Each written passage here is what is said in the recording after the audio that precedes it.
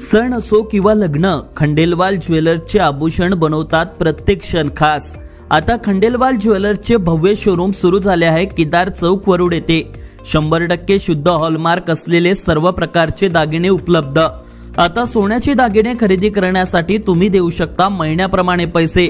मग बिबट्याने केली 2 बकऱ्यांची शिकार। वरुड तालुक्यातील लोणी गावातील घटना। लोणी व आजूबाजूच्या गावात बिबट्याची नागरिकांमध्ये दहशत।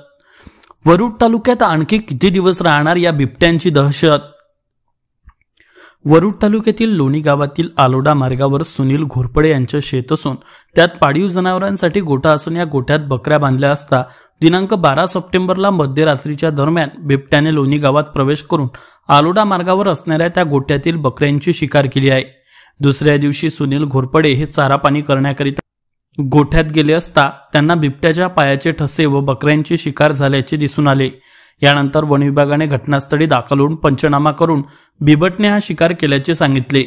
या घटनेमुळे सध्या लोणी व आजूबाजूच्या गावात नागरिकांमध्ये बिबट्याची दहशत निर्माण झाली असून सध्या या बिबट्याच्या भीतीमुळे शेतपिकाचे नुकसान होण्याची शक्यता आहे।